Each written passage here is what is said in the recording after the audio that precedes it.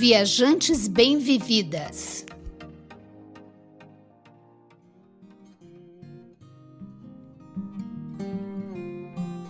Bem-vindas! Estamos aqui com muita alegria para mais um episódio do Viajantes Bem-Vividas, o primeiro podcast de viagem feito por duas mulheres 60+. Quando o assunto é viagem, não existe padrão, nem certo, nem errado, nem melhor ou pior. Cada viagem é uma viagem e cada viajante descobre ou inventa o seu estilo de viajar. Eu sou Lilian Azevedo.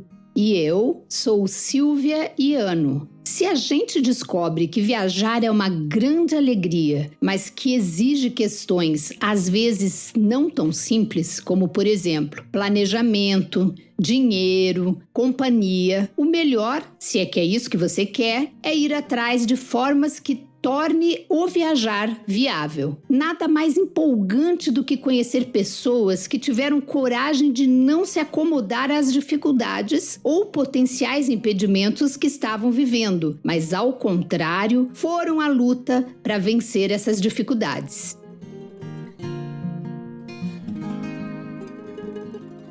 Ouvindo os episódios do podcast Viajantes Bem-Vividas, você vai encontrar roteiros de viagem, entrevistas com pessoas que viajam de diferentes formas, você vai ficar atenta a questões de segurança e muito mais. Afinal, já temos mais de 14 episódios. Nós queremos que esse conteúdo chegue a muitas mulheres, em especial aquelas 60+. Queremos interação, bater papo, receber perguntas e poder conversar sobre elas, receber sugestões. Queremos ficar bem pertinho de você. Para isso, contamos com cada uma de vocês que nos ouve. Quer saber como que você pode nos ajudar? Compartilhando os episódios. Envie para suas amigas de trabalho, da academia, do Pilates, enfim, dos grupos dos quais você faça parte, e você nos ajudará muito a fazer chegar os nossos episódios a muitas outras mulheres.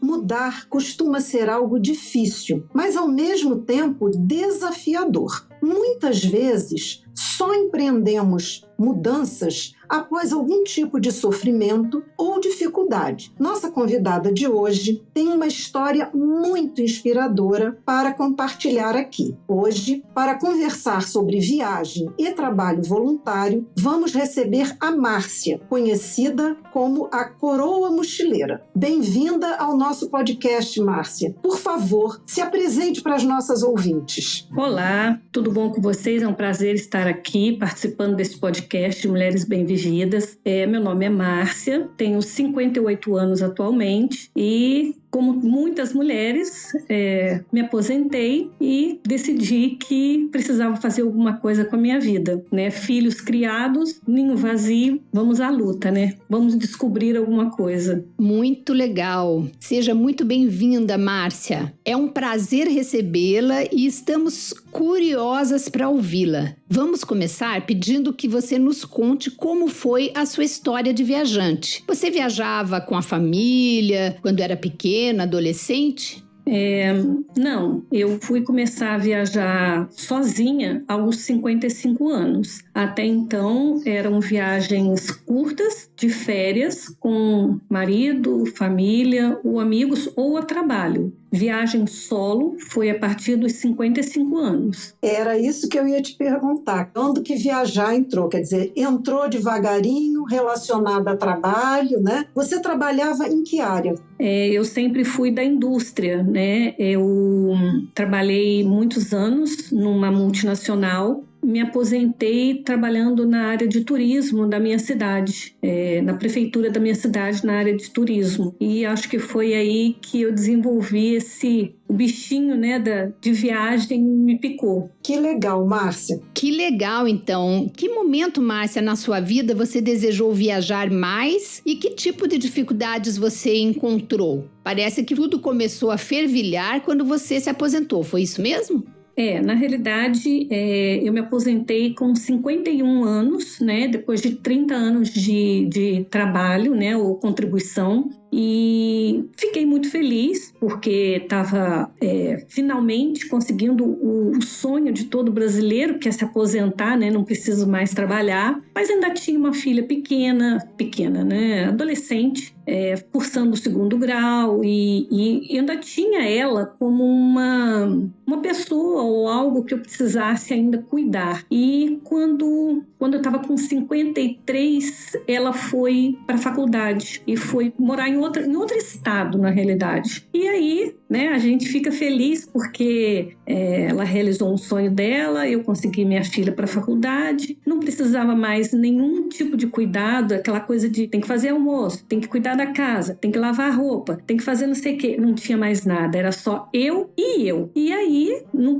primeiro ano, foi uma maravilha só. Mas, aos poucos, eu fui me dando conta de que eu só tinha uma pessoa para cuidar, que era eu. E o que fazer com uma pessoa que a vida inteira cuidou de outras, né? Eu tinha que ser a boa mãe, a boa profissional, a boa esposa. E aí você chega num ponto que você fala assim, o que eu gosto na realidade?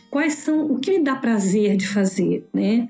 Quem sou na realidade? Quem eu sou? E aí eu comecei a entrar numa depressão muito grande que nos 54 anos ela culminou de uma forma assim absurda de eu passar dias e dias sentada no sofá, só pulando de canal em canal da televisão, sem abrir a porta da casa, nem para olhar. Eu tinha um quintal lindo, grande, florido, cheio de árvores, de passarinho, que eu adorava, e eu não saía na porta da sala mais. Eu não queria nem levantar do sofá. Eu saía da cama, caía no sofá, saía do sofá, caía na cama, não queria comer. Então, assim, foi muito complicado. E eu demorei um pouquinho para entender que eu estava numa depressão muito grande. E aí, com isso, vieram todos os problemas que uma depressão traz. Problemas de pressão, problemas de ansiedade. Fisicamente, eu estava me sentindo como se eu tivesse, 100 anos. Que meu corpo já não queria para fazer nada. Eu sentia dores em lugares que eu nem imaginava, né? E eu fui ficando naquilo e um dia eu falei, eu preciso fazer alguma coisa, eu preciso, porque eu acordei chorando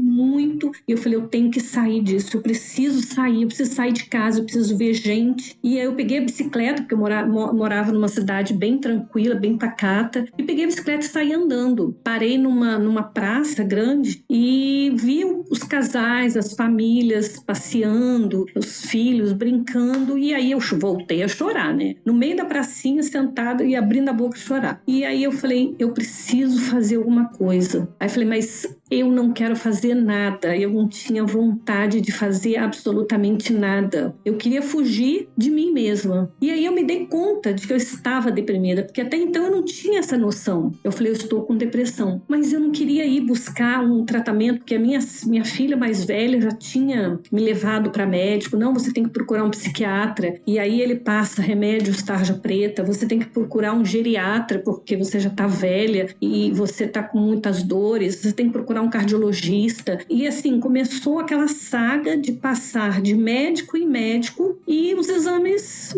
não davam, assim, indícios de um problema físico sério. E aí eu falei assim, eu preciso fazer alguma coisa. E a única coisa que vinha na minha mente era viajar. Eu quero viajar. Mas para onde? Não sei. Quanto tempo? Sem data para voltar. Isso era o meu pensamento. E a partir desse gatilho, né, desse insight, foi que aí daí eu comecei a um processo, entendeu? De planejamentos e que eu vou depois mencionar. Menina, eu fiquei emocionada ouvindo aqui você. Como é que a viagem surgiu na sua vida, né, como uma forma de meio que devolver a vida, né? Trazer vida para você. Então, quer dizer, surgiu essa ideia de viajar e você... Dali você começou a fazer viagens, já começou a conhecer alguma coisa em relação ao trabalho voluntário. Como é que foi essa primeira viagem? Na realidade foi realmente um processo, né? Porque como todo bom brasileiro, eu tinha continhas em tudo quanto é lojinhas, né? Quando entrava no shopping tinha conta no cartão de crédito, conta nas lojas, compro uma blusa aqui, compro um tênis ali, compro uma sandalinha aqui. Então eu estava para minha aposentadoria, que era pequena, eu estava bem endividada. E pelas pesquisas que eu fiz dentro do meu conhecimento, né, que era através de agências de viagem, eu não tinha dinheiro nem para ir na cidade vizinha. E falei, não, eu vou comprar uma viagem de uma semana e vou ficar pagando essa viagem um ano. Falei, não pode, gente, eu sou muito pobre, não é possível. Eu descobri que eu não tenho dinheiro para ir nem na cidade vizinha, não é possível, deve ter outras formas. E aí eu comecei a descobri pesquisando na internet, né? Muitas pessoas veem a internet às vezes como uma coisa ruim, mas nesse caso foi o meu olhar através dela que fez eu enxergar um mundo de possibilidades. E eu comecei a pesquisar como viajar barato, como viajar com pouco dinheiro, formas econômicas de viajar, tudo que era nesse sentido, viajar barato, eu estava pesquisando e lendo e entrando nos sites, nos blogs, seguindo pessoas. E aí um dia eu me deparei com uma história de um rapaz que tinha vendido uma bicicleta e com R$200 ele saiu para viajar. Ele já estava há um ano na estrada. Eu falei, poxa, peraí, tudo bem. Ele vai viajar com R$200, tá? Eu não dou conta disso. Eu não sou mais garotinha para dormir em banco de praça, em barraca na beira da estrada, mas já tem uma luz no final do túnel, né? E aí eu comecei a pesquisando mais nesse mundo de mochileiros, mas eu não encontrava ninguém que fosse acima de 40 anos. Todos os mochileiros que eu encontrava eram jovens. Pessoas que largavam seus empregos e iam viajar, fazer um ano sabático. Eu falei, gente, mas e aí? Como é que vai ser essa questão, né? Eu descobri que isso era um estilo que eu queria para minha vida. Mas como é que eu começaria? E aí eu fui zerando primeiro as minhas contas. Eu quebrei todos os meus cartões de loja, diminuí o meu limite do cartão de crédito a quase nada e fui pagando. Depois de 10 meses, eu consegui ter metade da minha aposentadoria livre, né? Eu tinha que deixar uma parte para pagar água, luz, telefone, plano de saúde, essas coisas, e deixar o restante todo livre para eu poder viajar. Quando eu atingi esse ponto, eu marquei a minha primeira viagem. Eu não conhecia hostel, eu não conhecia BlaBlaCar, eu nunca tinha viajado sozinha, só a Márcia. Sempre era ou a trabalho ou com amigos e família. E eu falei, eu vou tentar mais uma vez conseguir viajar. E marquei para uma cidade próxima do meu estado, né? Eu moro no Rio de Janeiro, no interior do Rio de Janeiro, no sul fluminense, e fui conhecer Cabo Frio,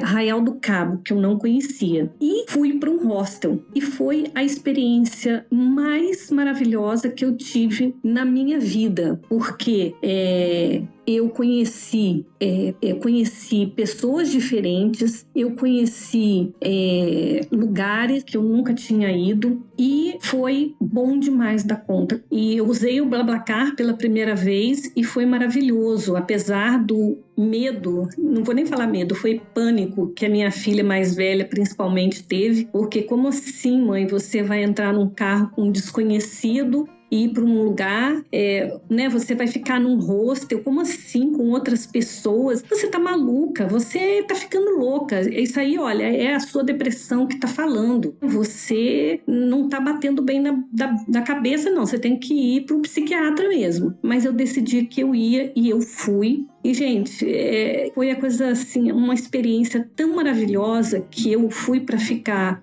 2 noites só no hostel, fiquei 5, fiz amizades que eu carrego até hoje. E eu não troco mais a minha vida por um... É claro que seria legal, né? Estar num hotel 5 estrelas, num resort. Mas a experiência que o hostel traz pra gente, essa conexão com as pessoas, a história delas, enriquece muito a nossa vida. Entendeu? Então, essa foi a primeira viagem, que era para durar 3, 4 dias e durou 1 semana. Que legal. Márcia, Que fantástica essa sua história de vida. Uma escola para quem quer viver bem, né? E quando o Lilian perguntou sobre as dificuldades, nossa, quantas dificuldades, né? E assim que a gente começou esse episódio, quantas coisas você precisou tratar, como, por exemplo, dinheiro, a solidão, a decisão, a depressão. E eu acho que esse tema tá muito rico porque você tá mostrando que a gente pode passar por situações assim, mas que sempre tem uma forma de vencer, né? E você falou agora, acabou de falar do BlaBlaCar. Você podia explicar um pouquinho mais o que é o BlaBlaCar? Não sei se eu falei certo. E se você usa outras plataformas e como que você fica sabendo em que locais que você pode viajar, para onde, que tipo de tarefa? Explica um pouquinho como isso funcionou. Bom, o BlaBlaCar é um aplicativo de caronas. Você entra na internet, né, e digita lá BlaBlaCar. E aí você se cadastra, coloca teus dados lá, seus documentos e pronto, já está feito o teu cadastro na plataforma. Então, por exemplo, eu estou em Resende, eu quero ir para São Paulo. Eu digito lá, procurar carona. Aí eu coloco de Resende para São Paulo, coloco o dia que eu quero e coloco a hora aproximada que eu quero. E ele me traz os motoristas, são pessoas comuns, pessoas como eu e você, que tem um carro e que quer diminuir os custos da viagem, e ela oferta esta carona. Normalmente, o valor fica entre 40% a 60% do valor que você pagaria no ônibus.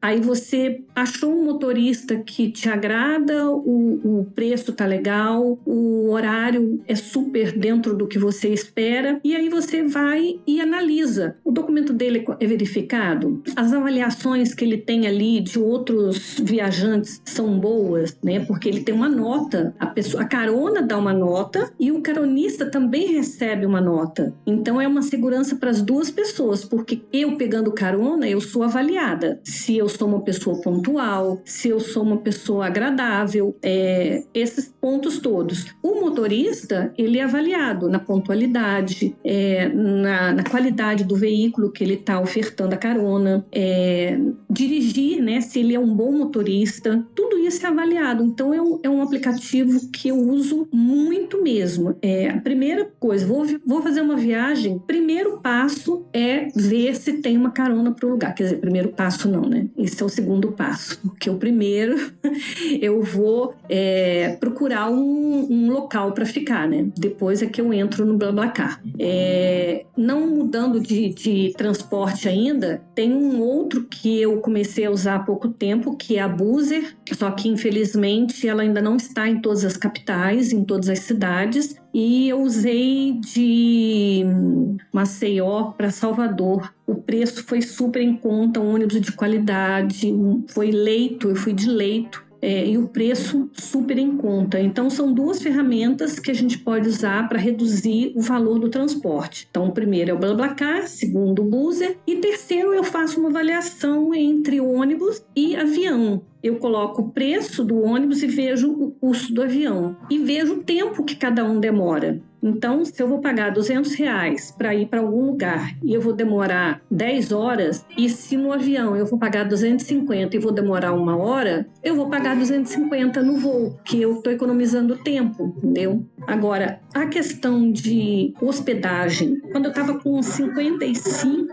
eu descobri, né, nas pesquisas, né, que eu fazia pela internet, que existia um tal de voluntariado. Eu falei, mas o que é isso? Eu troco algumas horas do meu dia, eu ofereço meus trabalhos, em troca eu ganho hospedagem e alimentação e algumas outras coisas. Cada anfitrião vai dar um tipo. Eu falei, poxa, esse negócio é bacana, né? Porque são duas coisas que pesam muito numa viagem, a hospedagem e o transporte. Eu falei, bom, o transporte já está resolvido, agora falta a hospedagem. E aí eu descobri essa questão do voluntariado. Em março de 2019, eu fiz o meu primeiro voluntariado pela Worldpacker, que é uma das plataformas que a gente usa para encontrar pessoas, né? Hostel, pousadas, ONGs, escolas, fazendas de permacultura, que precisam de alguém que possa trocar algumas horas do seu dia em troco de hospedagem e alimentação.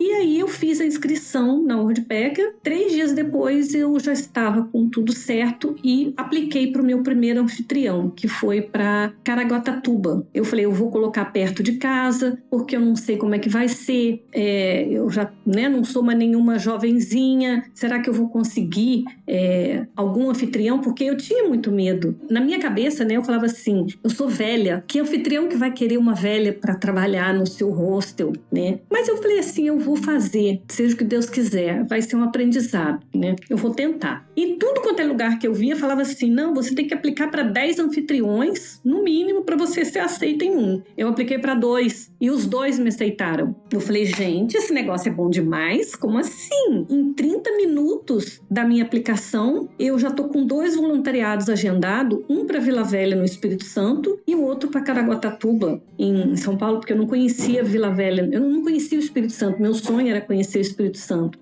Aí eu falei, não, beleza. E fui para Caraguatatuba, que foi o primeiro voluntariado. Foi uma experiência diferente, né? Eu nunca tinha ficado como funcionária, né? Essa voluntariado num hostel. Mas eu estava me adaptando, eu não sabia como é que eu ia ser recebida, não só pelo meu anfitrião, pelos outros voluntários e até pelos hóspedes, porque a cultura que a gente tem é de que hostel é um lugar de jovem, é um lugar de festa e é um lugar de bagunça, né? Essa era a visão que eu tinha de hostel. Eu cheguei, eu encontrei um hostel lindo, limpo, muito tranquilo. Fui muito bem recebida pelo meu anfitrião, foi muito bem recebida pela outra voluntária e mais ainda pelos hóspedes, né? Amigos que vira e mexe eu falo e me acompanham até hoje e vira e mexe, mas a gente precisa refazer essa viagem, nossa, que legal, tô te acompanhando e tal. Pessoas que eu conheci no primeiro voluntariado. Márcia, aplicar, quando você fala, é se candidatar, né? Você se candidata a vários lugares, não é isso? E aí eles dão a resposta se você foi aceito ou não, né? Isso. Na plataforma, você tem um campo onde você procura, você faz uma pesquisa dentro do aplicativo deles. Vamos supor, eu quero ir para Chapada Diamantina e eu vou lá e faço uma pesquisa, eu coloco lá Chapada Diamantina e ele vai me trazer todos os anfitriões que existem na Chapada Diamantina. E eu vou analisando. Esse daqui tá querendo alguém para mídias sociais. Não é o meu caso. Não, esse aqui tá querendo fotografia. Não é meu caso. Não, esse daqui tá pedindo muitas horas. E aí você vai analisando cada anfitrião, cada vaga disponível no aplicativo, até que você encontra uma. Achei essa aqui. Limpeza, recepção, ajuda no café da manhã. Poxa, esse aqui, ele me pede 5 horas por dia, me dá 2 folgas por semana, tem café da manhã. Enfim, você olha o que ele tá te oferecendo, porque ele mostra isso lá quando você vai pesquisar. Então ele te mostra o que ele quer de você e o que ele te oferece. E aí você fala, beleza, gostei disso daqui. Aí você manda uma mensagem para ele, você se candidata a essa vaga. Aí você escolhe a data que você quer, porque ele te leva para um outro lado, e você fala assim, eu quero essa vaga para abril, do dia tal ao dia tal, porque ele já te menciona também quanto tempo mínimo e quanto tempo máximo. Em geral, 2 semanas é o mínimo e 3 meses é o máximo. E aí você fala, não, olha, eu quero ficar 20 dias do dia 1º de abril ao dia 20 de abril. Beleza. Aí ele te faz uma série de perguntas. Por que você tá afim de vir para cá? Quais são as suas principais características, o que você pode nos auxiliar. Então ele vai te fazendo, cada um faz um tipo de pergunta direcionada para o nicho dele. E você responde e encaminha. Ele tem um prazo para responder. Se ele não te responder nem sim, nem não, essa vaga expira. Em geral, o pessoal responde. Se ele gostar de você, ele pode pedir para você fazer uma chamada de vídeo com você. Ele te passa o telefone dele e agenda com você uma videochamada. E aí vocês conversam, ele te vê pessoalmente, né? Ele conversa com você, porque é uma coisa melhor você vendo a pessoa, né? E aí, se ele gostou de você, ele fala, maravilha, tô indo lá e tô confirmando a sua viagem, tô confirmando que eu vou te receber como voluntária. Você recebe um e-mail dizendo, olha, o fulano de tal que você aplicou lá para a Chapada Diamantina no período tal, assim, confirmou que te aceita. Você ainda está a fim de ir para lá? Ah, maravilha, eu quero sim, confirmo. Então tem 2 confirmações, a dele e a minha. Ou não, olha, não vou poder, tem um problema aí e eu quero mudar, em vez de chegar no dia 1º, eu vou poder chegar só no dia 10. Aí você alterar datas e manda para ele. Aí ele, beleza, posso aceitar. E aí você fecha as despesas de locomoção até o seu anfitrião são por sua conta. Então, transportes, se for para fora do país, vistos, passagens aéreas, tudo isso é por conta do voluntário. O anfitrião se compromete em te dar uma acomodação adequada e o que foi descrito na vaga. Pode ser só café da manhã, em geral hospedagem e café da manhã. Em alguns casos, quando é mais retirado da cidade, eles dão também café da manhã, almoço e janta, como foi o caso do meu último voluntariado, lá em Cunha, em São Paulo. Eu fiquei numa fazenda de produção de cogumelos. Então, ela foi me buscar, eu ganhei carona na ida e carona na volta, e tinha café da manhã, almoço e janta. Então, eu não gastei absolutamente nada e fiquei 20 dias. Ela ainda me emprestou o carro, eu fui conhecer Cunha, os atrativos que tinha lá, lavandário, contemplário, um monte de coisa que tinha lá em Cunha com o carro da minha anfitriã, e outro dia ela me levou também. A gente foi fazer um passeio na Pedra da Marcela e ela me levou para conhecer. Então, o voluntariado é uma excelente forma de economizar. E o que eu tenho visto é que cada dia mais, através do meu depoimento e das pessoas que começaram a me seguir, o número de mulheres acima de 50 anos fazendo voluntariado tem aumentado muito. Então, e estão sendo aceitas. O legal é isso. Elas não estão só se inscrevendo na plataforma. A plataforma não está só ganhando mulheres acima de 50 como membros da plataforma. Elas estão conseguindo voluntariado em vários locais, em hotéis, em pousadas, em hostel, em fazendas. E isso é uma coisa que eu fico muito feliz, porque esse era o objetivo. Márcia, eu ia te perguntar exatamente isso, assim, se havia algum tipo de habilidade específica, alguma competência para os trabalhos, mas você já explicou, quer dizer, lá na plataforma já vem explicitado o que ele necessita e você já vê, eu tenho essa competência, eu tenho essa habilidade, eu sei fazer isso ou não para se inscrever, né? Então isso é uma coisa bem interessante. Eu posso perguntar para você o seguinte, quando você é novata, você tem assim, eu tenho que escolher destinos dentro do Brasil para depois se candidatar para destinos fora do país, ou não? Você pode se candidatar de cara para qualquer lugar que você queira. Olha, é uma pergunta bem pertinente, porque no momento, eu só fiz voluntariados no Brasil, mas eu já vi outras pessoas que já conheciam o Brasil e aí decidiram entrar na plataforma de voluntariado e se aplicaram para fora do Brasil, Portugal, África, e foram aceitas, entendeu? Eu vou começar essa experiência fora do país em breve, então eu estou bem ansiosa com essa expectativa.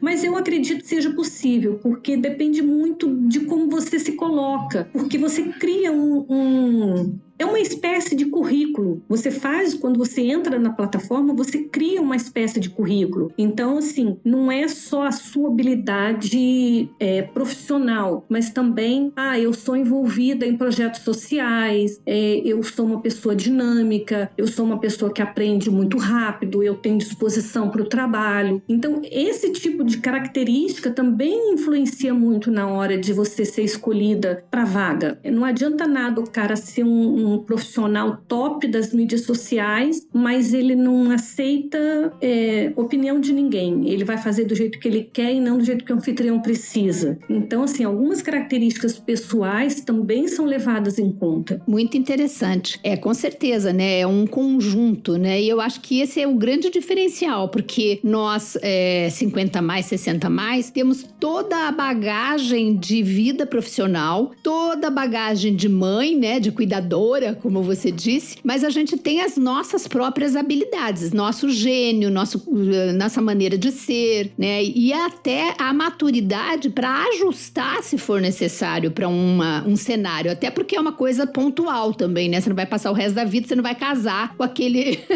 com aquele estabelecimento. É uma experiência. Então, você pode até se flexibilizar um pouquinho. Então, eu tô achando isso super interessante. Você tá dando uma aula pra gente de como usar esses aplicativos e conseguir locais interessantes para visitar.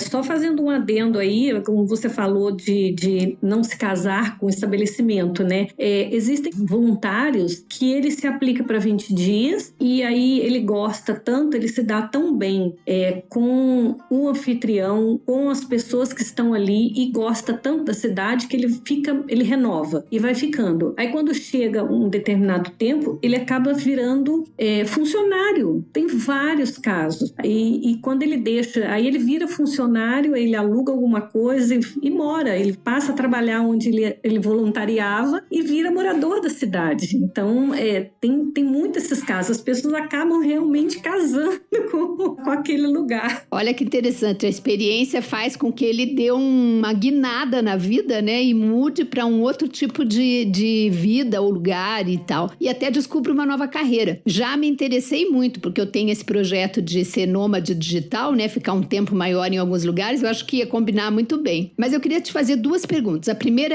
para fazer parte, ingressar nesse aplicativo Worldpack, né? Worldpacker. Você paga alguma mensalidade? Como é que funciona? E a segunda coisa que eu gostaria de entender um pouquinho mais é como que geralmente na média dos lugares que você já foi, o tipo de hospedagem. Se eu fico pensando assim, será que as pessoas têm esse cuidado de te dar uma hospedagem como é um pouquinho diferenciada ou é coletiva? Essas coisas que eu queria entender um pouquinho como funciona. Você pode explicar pra gente? Claro. O Worldpacker, né, é mundo do mochileiro, viajante do mundo, alguma coisa assim. E lá é uma plataforma paga, você pode se inscrever e olhar a plataforma como um todo, então você tem um acesso a ela, onde você pode ver mais ou menos como ela funciona, você pode ver alguns voluntários, você pode ver alguns anfitriões, mas se você quiser se candidatar a uma vaga, você precisa fazer o pagamento. A plataforma custa $49 para um período de 12 meses, sendo que alguns voluntários, depois de um número de experiências, ele passa a ser chamado de guru, e aí ele tem um código de desconto. Então, a Silvia quer se candidatar dentro da Worldpacker, ela quer se tornar membro da Worldpacker. Aí ela vai e fala, Márcia, eu sei que você tem um código de desconto e eu queria usar esse código. Eu vou passar para ela o meu código, que é Coroa Mochileira 10, e ela vai ter $10 de desconto. Então, ela, em vez de pagar $49, ela vai pagar $39. Dentro desse período de 1 ano, ela pode usar quantas vezes ela quiser, para quantos países ou quantos locais ela desejar. Se ela quiser fazer um voluntariado 1 por mês, 2 por mês, ela pode fazer até completar o período de 1 ano. Em alguns períodos, a plataforma oferece 3 meses a mais. Então, em vez de ser 12, seriam 15 meses. Algumas pessoas conseguem esse mês, por exemplo, de fevereiro, a plataforma está dando 15 meses para quem se tornar membro dela agora, até o final do mês. Aí depois ela volta para 12 meses novamente. Com relação à hospedagem, em geral, os locais têm, por exemplo, nesse voluntariado que eu fiz agora em Cunha, era um quarto muito bom, com três camas, né? Tinham 3 voluntários, com um banheiro bacana, comida de boa qualidade. Já fiquei em hostel onde o quarto do hóspede era também o meu quarto. Já fiquei em locais voluntariando onde eu tinha um quarto só para mim. Já fiquei em hostel onde o quarto era só para os voluntários. Então, cada local disponibiliza o que é melhor para ele dentro da possibilidade. Então, ele tenta dar uma boa acomodação para o voluntário e também não perder as vagas que ele tem para o público, né? Porque, afinal de contas, o dinheiro dele vem disso. Mas, em geral, são boas as acomodações, eu não tenho o que reclamar. Márcia, nesse caso, a plataforma dá antecipadamente essa informação sobre a hospedagem que você vai ter, ou você só descobre quando chega lá? Então, ela tem um campo de avaliações de quem já foi voluntariado naquele local. E isso é um dos parâmetros que eu uso para ver se realmente, às vezes a vaga é maravilhosa, mas o anfitrião é um Zé Ruela, né? O local é ruim, a acomodação é ruim, e isso vai aparecer nos comentários de quem já ficou lá. Então, é uma forma de filtrar através... Eu fiquei num lugar e a hospedagem, eu tinha um colchão jogado no chão de um quarto sem condições legais. Na minha avaliação desse voluntariado, eu vou colocar, olha, o local que foi disponibilizado para o voluntário é um lugar horrível, com colchão no chão, o café da manhã era um pão duro com café frio. Você menciona isso lá. Quando você tem dúvidas com relação, quando ele tem pouca avaliação, o cara, você vê que assim, o texto está muito bonitinho, está muito arrumadinho, você percebe que o voluntário não foi muito sincero, você ainda tem a possibilidade de mandar uma mensagem para esse voluntário e perguntar real. Então você chega lá e manda assim, olha, fulano, eu vi que você fez um voluntariado lá num lugar tal, assim, mas eu ainda não estou muito confortável com a tua avaliação. Como é que foi? Me conta real aí. Aí ele vai falar, olha, né, o anfitrião era muito legal, mas tinha um gerente lá que era horrível, o cara maltratava, o cara era um grosso. Então, assim, a gente ainda tem, além de tudo isso, além da avaliação, das estrelas, dos comentários, você ainda pode falar com quem já trabalhou naquele local, voluntariou, né? Essa troca toda está parecendo para a gente bem completa, né? Ela oferece muitas informações, muitas formas de você poder, né, se sentir seguro, ter elementos para você poder decidir participar ou não. Você já fez quantas viagens, assim, por essa plataforma, por esse voluntariado? E, assim, que aprendizagens mais significativas você tem vivido nessa forma de viajar, Márcia? Então, pela plataforma Ela Woodpecker, eu já fiz 10 voluntariados, né? Já fiz voluntariado em Alter do Chão, já fiz voluntariado pelo Nordeste, já fiz voluntariado no Sul, no Sudeste, mas o que eu aprendo, o que eu aprendo sempre são as relações interpessoais, sabe? Eu acho que é uma das coisas que é mais difícil para a pessoa que está começando, você aprender a lidar com as diferenças do outro, né? Porque tem gente que gosta de dormir com a luz acesa, tem gente que gosta de dormir com a luz apagada, tem gente que gosta de ouvir música alta, tem gente que gosta, que é vegano, tem outro que odeia veganismo, tem outro que é uma pessoa introspectiva, tem outro que ri de tudo, fala o tempo todo, e você tem que se adaptar ao estilo, né? A característica pessoal de cada pessoa. E é difícil, não é fácil você conviver com uma pessoa que você conheceu há um dia, e você tem que aprender a respeitar o espaço dela, tem que aprender a respeitar a individualidade dela e também demonstrar de uma forma não agressiva as suas individualidades e colocar os teus limites também. E não é fácil, não é fácil. É um aprendizado diário. De cada voluntariado que você vai, cada lugar que você vai, é um aprendizado desse tipo, porque a gente encontra gente diferente o tempo todo. Verdade. Eu acho que esse já é primeiro que a pessoa tem que estar disposta a isso, né? A se ajustar. E é um dos grandes aprendizados desse estilo de viver, com certeza. De viajar. Você falou um pouquinho sobre o tempo que é assortado na própria plataforma disponível para você trabalhar e tempo livre. Pela tua visão geral, assim, qual o nível de horas diárias você considera ideal e como que se você consegue mesmo conciliar o tempo do trabalho com o tempo de ser viajante, quer dizer, ir lá e explorar o local onde você está e as redondezas? É uma boa pergunta.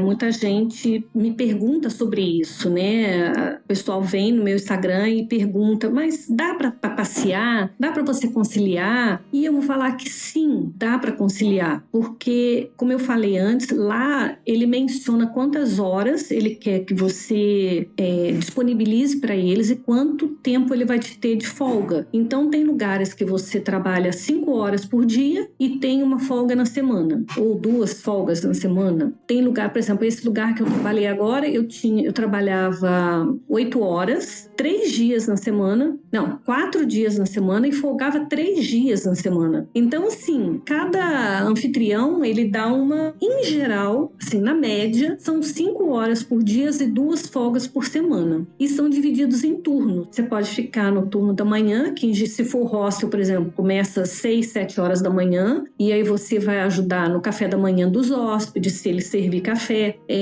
recepção e tal, e vai até meio-dia, 1 hora, contando essas 5, 6 horas, e você tem a tarde toda livre. Ou começa 1 hora da tarde, vai até 5, 6 horas, e você tem a manhã livre e a noite livre. Ou você tem o turno da noite também, tem lugares que tem recepção 24 horas e precisa de alguém para ficar lá recebendo os hóspedes. Então, é muito amplo esse tema de horas, mas o que eu vivi em todos os meus voluntariados, eu sempre tive muito tempo livre para conhecer a cidade e tudo que eu precisava. Até porque você pode negociar com seu anfitrião ou com outro voluntariado, com outro voluntário.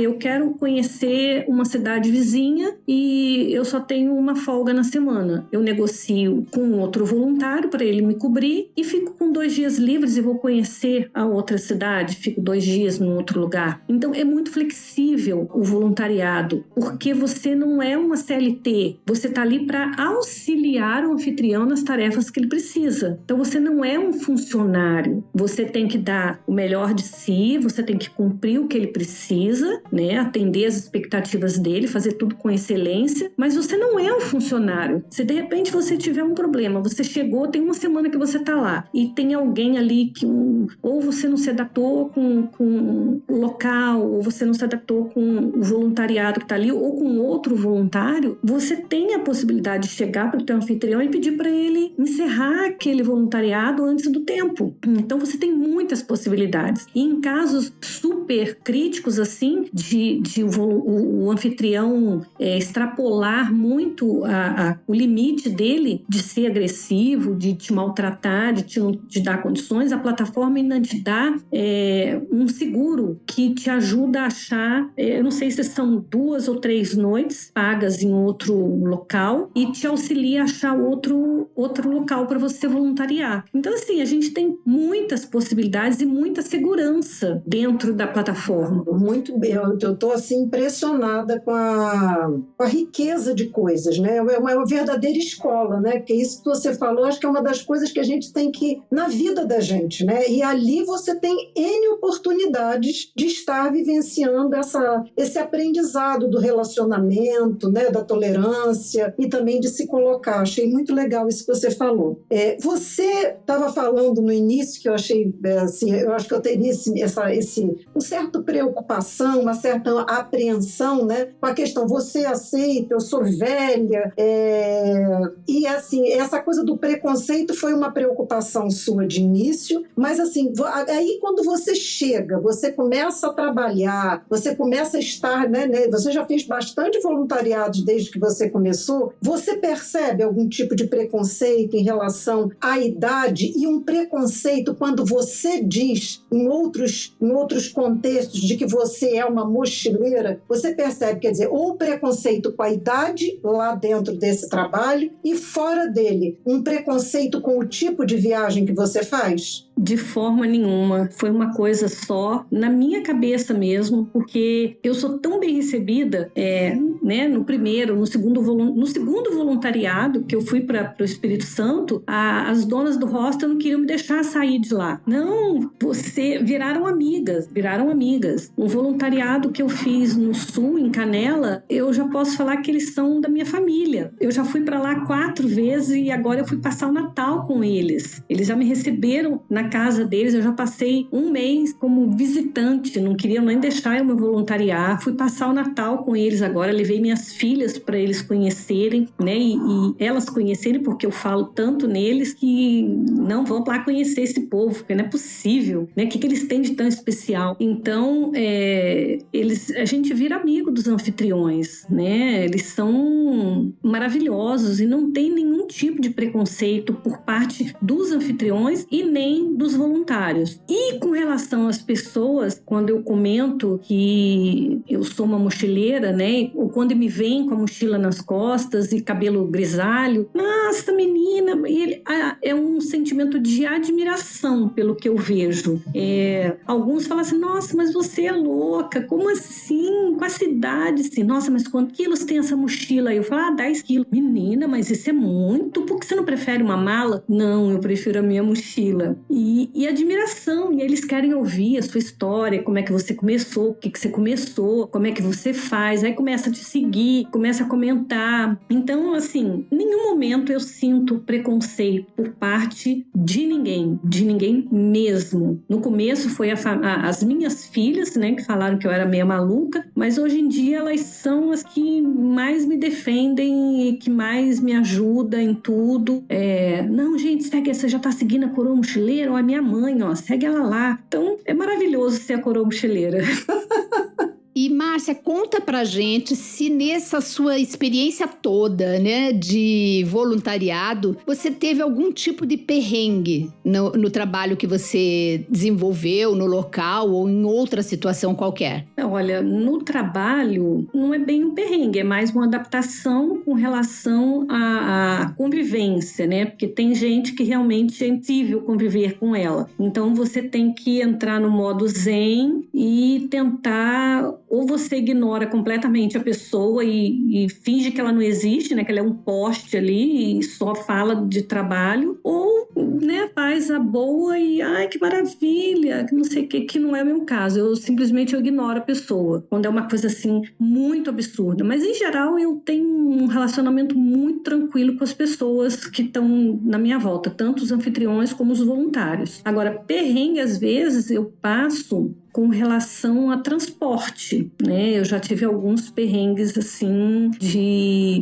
pegar carona, né? Eu estava em Floripa, queria voltar para Canela, para aqueles anfitriões que eu falei que eu amo de paixão, e peguei carona num caminhão. Eu parei no posto e desci com a mochila nas costas. O cara, você tá indo para onde? Eu falei, tô indo para lugar tal, assim, lá em Canela. A gente vai para uma cidade próxima, você quer uma carona? Eu falei, eu quero. E pulei para dentro do caminhão, menina. Daqui a pouco entra o motorista de um lado e aí entra o ajudante do outro. E eu fiquei no meio dos dois assim. Falei, caraca, velho, e agora? Bom, seja o que Deus quiser, né? E fui embora. E a gente andou, passamos em lugares assim. Quando começou a escurecer, já eram umas 5, 6 horas, e a gente passando numa cidade deserta. Eu olhei para um lado, olhei para o outro, olhei para a estrada, falei, cara, é só Deus para me ajudar agora, porque se esses caras decidem fazer qualquer coisa, eu tô lascada, ninguém vai me achar, vai achar só a mochila. Se achar a mochila, alguém não roubar a mochila, largar só o corpo ali. Eu falei, meu Deus, que droga que eu fiz. E fui, mas assim, até um certo ponto chegamos na cidade, a gente ia dormir, eu acabei dormindo na hospedagem que eles iam ficar também, mas o cara entendeu um pouco errado a minha carona e começou a bater na porta do meu quarto querendo algo mais. E ficou batendo, insistindo, vem pra cá, vamos conversar, vem aqui pro nosso quarto, vamos conversar, que não sei o quê. Aí chegou um ponto de eu ter que encostar a minha cama na porta porque eu tava com muito medo, porque ele insistia e eu fiquei apavorada. Foi um perrengue bem difícil, bem complicado. Eu fiquei com muito medo. Qual o aprendizado, então, que a gente tira daí? Carona tem que ser bem certinha mesmo. Tanto que, assim, depois depois, quando eu estava em Recife e eu tinha que voltar para minha casa, eu voltei de caminhão. Foram 4 dias de viagem na boleia do caminhão, mas assim, não era minha conhecida, mas era conhecida de um grande amigo. E ele, pelo menos 3 vezes ao dia, ele passava rádio. E aí, bonitona, o fulano tá tratando bem, tá tudo bem, como é que tá? Ó, fulano, trata bonitona, ele me chamava de bonitona. Trata bonitona aí com respeito, hein? Ó, é mulher séria, hein? Não vai se engraçar com ela não, senão depois que se vê comigo. E realmente eles me trataram super bem. Pagavam minha comida, o café da manhã, janta, não paguei nada. Foram 4 dias que pagaram tudo. Era um comboio de cegonheiras, aqueles carros que levam carro para Fiat, essas coisas assim, né? E 4 dias depois eu estava em BH e cheguei em casa em segurança. Então existe formas e formas de você pegar uma carona, tudo com segurança. Foi um aprendizado para mim. Um outro perrengue já foi agora, o ano passado, eu fui para Jericoacoara e cismei de fazer uma trilha para Pedra Furada. Só que a minha companheira de caminhada lá decidiu ir mais tarde. Eu queria ir tipo 7, 8 horas da manhã, ela decidiu 11 horas da manhã. Fomos, levei uma garrafinha de água só e nenhuma comida. E na hora de ir foi tudo bem, tiramos milhões de fotos e tal. Quando voltamos, eu comecei a sentir mal. E já no final da trilha, ela se cansou e pediu pra gente parar. E eu falei, não, vamos tocar de não, eu quero parar e não dou conta mais. Ela tinha, sei lá, 25 anos e eu com 58, né? Eu querendo terminar a trilha e ela, não tô dando conta, você anda depressa, que não sei o quê. Só que aí ela parou, eu não aguento mais, eu vou sentar e daqui eu não saio, eu vou descansar. Aí eu parei também e ela pediu pra tirar uma foto. Aí eu fiquei em pé, fui tirar foto, eu falei pra ela, olha, eu tô tonta. Aí eu abaixei assim, entreguei o celular pra ela. Aí ficamos ali, ela me deu uma garrafa de água congelada que tava com ela, eu botei na nuca, joguei no pulso, aquela coisa toda assim, né? Aí passou a tontura, eu fiquei em pé. Eu vou falar pra você que eu não vi mais nada. Eu só acordei com a cara na terra, eu tive uma queda brusca de pressão, desmaiei e assim, Deus foi tão maravilhoso comigo que eu tava em cima de um morrinho e embaixo era uma descidinha cheia de pedra e eu caí de cima do morro, igual um trapo velho lá. E tem uma raladinha aqui no queixo, um pouquinho aqui no coisa e um raladinho no joelho. Ela já tava desesperada, achando que eu tinha quebrado o dente, quebrado o nariz, ralado tudo. Quando ela me virou junto com outro casal que apareceu como por um milagre, porque a gente olhava, não via ninguém, de repente apareceu esse casal lá para ajudar. Não tinha nada, graças a Deus. O tombo foi muito feio. Então, 2 aprendizados, né? O primeiro, tenha cuidado com quem você está pegando carona, se cerque de todo o cuidado, né? Toda a informação. E segundo, se prepare para fazer as trilhas, se prepare para fazer a sua viagem, se cerque de coisas, porque fisicamente a gente acha que pode tudo. Mas a gente não é mais uma criancinha. E mesmo que eu tivesse os 20 e poucos anos, eu também teria tido mal-estar, porque eu não me preparei, não levei água, não levei comida. Então, não foi por conta da idade, foi por conta da falta de preparação. Excelente aprendizado. Eu ia até te perguntar sobre a questão de saúde mesmo. Se você está num lugar desse, como você não é empregada CLT, a organização não tem nenhuma obrigação com você. Então, você se garante com um plano de saúde. Você disse que parece que no início que você já tem plano de saúde, né? Eu imagino que qualquer pessoa que vá fazer esse tipo de viagem, ela precisa estar assegurada ou com o seu plano de saúde próprio ou comprando um seguro que cobre saúde, assistência à saúde, etc. O que você acha? Eu tenho um plano de saúde, mas o que eu vejo são pessoas que não têm nenhum tipo de plano de saúde, depende realmente do hospital, do posto, do local onde está. E quando é para fora, realmente o ideal é você fazer esses seguros de viagem que tem aí, né? Porque te garante um respaldo, né, médico de uma certa forma. E também eu ouço pelos relatos de outros voluntários que muitas vezes o próprio anfitrião dá uma assessoria bem legal. Alguns são muito ruins, não, mas a grande maioria dá um respaldo bem legal para o voluntário em caso de problemas. Tanto assim, caso de Covid, gente que pegou Covid, o anfitrião disponibilizou um quarto isolado, levou para o médico, ajudou na compra de medicamentos. com alimentação. Então tem isso. Muito legal. Eu acho muito importante, quando a gente está ouvindo esse relato da Márcia, poder aprender, né, todos esses sufocos, o que a gente pode se prevenir, né, como é que a gente pode se preparar melhor, né, porque é um tipo de viagem muito interessante, mas eu acho que você tem que se cercar de certos cuidados. Pelo que você está contando, Márcia, o BlaBlaCar é uma maneira mais barata de viajar, né? Assim como o Buzzer, e oferece realmente uma série de requisitos onde você pode se assegurar de que tipo, por exemplo, de carona você está pegando, né? Então, eu acho que é importante realmente, sempre em qualquer tipo de viagem, se preparar para ela e ter cuidados, né? Para que a viagem seja sempre isso, uma coisa de crescimento, né? Uma coisa bacana, uma experiência bacana. É verdade. Bem isso. Muito bem. Então, olha, com tudo isso que a gente já ouviu, essa aula de viagem em troca de trabalho voluntário, acho que muita gente vai querer seguir você e conhecer seu andar aí por esse desbravamento aí de viagens, né? E ainda tem com a possibilidade agora de ideia de ir para fora do país. Então, Márcia, deixa pra gente aqui as suas redes sociais para que as pessoas possam lhe procurar e seguir e aprender ainda mais com você. Então, no Facebook é Coroa Mochileira, no Instagram, @Coroa Mochileira, e agora, há pouco tempo, eu comecei a fazer alguns vídeos ainda amadores, né, ainda iniciante, que também é Coroa Mochileira. Quer dizer, Coroa Mochileira é toda a minha marca, né? Qualquer rede social que a pessoa me procure vai ser Coroa Mochileira, tanto no Face, no Instagram, no YouTube. Márcia, deixa uma mensagem para quem está nos ouvindo, em especial para aquelas mulheres que adorariam viajar e que ficam sempre se sentindo impedidas por uma série de fatores. Bem, ouvir essa entrevista já vai ser um grande estímulo, mas você falaria alguma coisa em especial? Você gostaria de deixar algum recadinho para as mulheres, em especial as mais de 60, mais de 50? Então, olha, muita gente me fala, mas eu não vou porque eu tenho medo.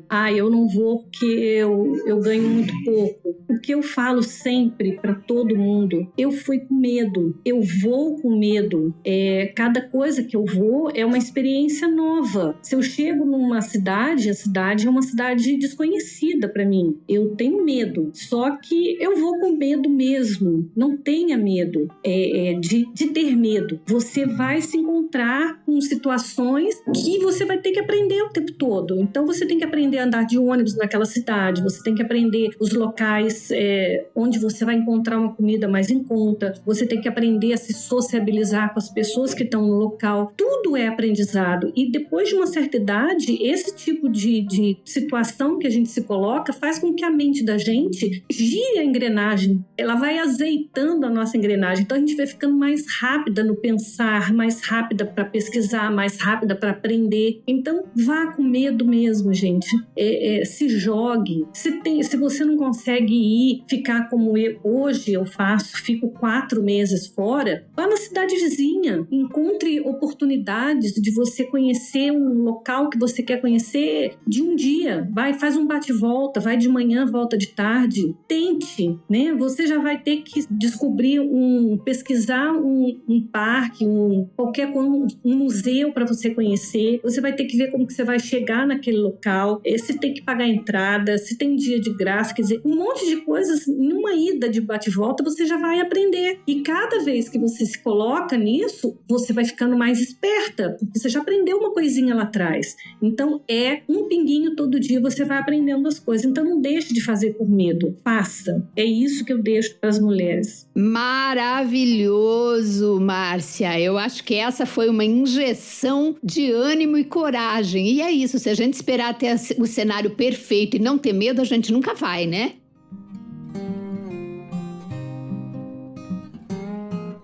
E é assim, com toda essa energia e entusiasmo de Márcia, a coroa mochileira, que nós chegamos ao final desse episódio, onde pudemos conhecer um pouco da história de vida dela, as barreiras que ela tinha, a experiência, inclusive, de vivenciar uma depressão e como ela deu a volta por cima e se reinventou e se descobriu pelas estradas do país, né? E a gente aí conheceu também algumas plataformas que ajudam a ela nessa viagem, que a gente vai deixar aqui no nosso roteiro, na anotação do roteiro, para quem quiser procurar e começar a se aventurar nesse mundo, né? De voluntários e anfitriões, possibilitando que você possa viajar também de uma forma econômica. Quem viaja, trabalha, né? A viagem através do trabalho voluntário, com certeza pratica a tolerância, a convivência, a solidariedade e constrói uma rede de amigos por onde passa. Nós deixamos aqui também hoje o nosso convite para que você ouça todos os episódios do podcast Viajantes Bem-Vividas e compartilhe com seus amigos. Queremos agradecer muito a participação da Márcia, coroa mochileira, uma simpatia, um exemplo de vida, uma energia fantástica e um depoimento assim emocionante, tá? A gente gostaria de convidar todos para seguir o nosso podcast no YouTube, no Spotify, no Google e Apple Podcasts, deixando seu comentário, sua dúvida, ou então nos enviando também, através do seu e-mail, todas as sugestões que vocês tenham. É viajantesbemvividas@gmail.com. Até a próxima!